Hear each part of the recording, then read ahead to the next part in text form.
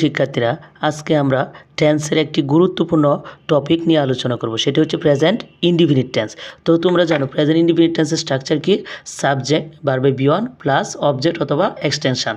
তো একটা ভার্বের তিনটা ফর্ম হয়, ভার্বের বেস ফর্ম, ভার্বের ফার্স্ট ফর্ম, ফার্স্ট পার্টিসিপল।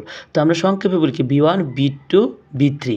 তো প্রেজেন্ট ইনডিফিনিট টেন্সে সবসময় ভার্বের যে এক নাম্বার ফর্ম হবে সেটি সবসময় এখানে বসবে। তো you eat rice, we play cricket, she cooks rice. You, we, she এগুলো হচ্ছে সাবজেক্ট। তো দেখো এখানে আমরা কি ভার্বের প্রতিটার সেন্টেন্সে আমরা ভার্বের এক নাম্বার ফর্ম বসিয়েছি। যেমন ইট ভার্বের বেস ফর্ম, প্লে ভার্বের বেস ফর্ম, কুক হচ্ছে ভার্বের বেস ফর্ম। সাবজেক্ট যদি থার্ড পারসন সিঙ্গুলার নাম্বার হয়, তাই সেই ক্ষেত্রে ভার্বে বি ওয়ানের সাথে কী হবে? এস বা ইয়েস হয়। সেই ক্ষেত্রে আমরা বলছিলাম শি কুকস রাইস। এইখানে ইউ এর পরে ভার্বের সাথে এস হয় নাই, উই সাবজেক্টের পরে ভার্বের সাথে এস হয় না, কিন্তু শি যখন সাবজেক্ট হয়েছে তখনই ভার্বের সাথে কী হয়েছে?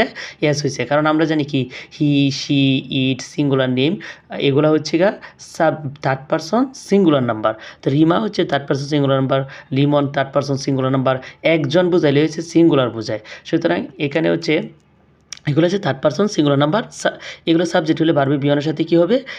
সবসময় এস বা ইয়াস যোগ হবে। She does the work, she plays football. এখানে ডো ডাজ প্রেজেন্ট ইনডিফিনিট টেন্সের অক্সিলিয়ারি ভার্ব হিসেবে কাজ করে। তো ডো ডাজ হচ্ছে প্রেজেন্ট ইনডিফিনিট টেন্সের অক্সিলিয়ারি ভার্ব, আর ডো ডাজের পরে সবসময় ভার্বের বেস ফর্ম বসে।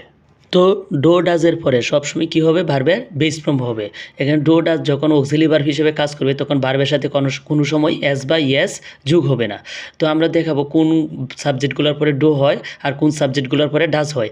আই একটা সাবজেক্ট, ইউ একটা সাবজেক্ট, উই একটা সাবজেক্ট, দে একটা সাবজেক্ট, আর প্লুরাল নাও এগুলো যদি সাবজেক্ট হয় তো এগুলোর সাথে কী বসবে? ডো বসবে। আর আমরা জানি ডো এবং ডাজ প্রেজেন্ট ইনডিফিনিট টেন্সের ইন্টারোগেটিভ সেন্টেন্স এবং নেগেটিভ সেন্টেন্সে ব্যবহার করা হয়। They do not write well, do we help him, এটা হচ্ছে ইন্টারোগেটিভ সেন্টেন্স, এটা হচ্ছে নেগেটিভ সেন্টেন্স। আর এখানে he, she, it singular noun, এইগুলোর পরে সবসময় কী বসে? ডাজ ডাজ অক্সিলিয়ারি ভার্বটি ব্যবহার করা হয়। Does she go, she does not get a good mark. সেমভাবে যে আই, উই, দে এগুলো সাবজেক্ট হলে কোনো ভার্বের সাথে কী হয় না? এস বা ইয়েস যোগ হয় না। কারণ হি, শি এগুলার রিমন এগুলো সাবজেক্ট হয়েছে, তাই ভার্বের সাথে কী হয়েছে?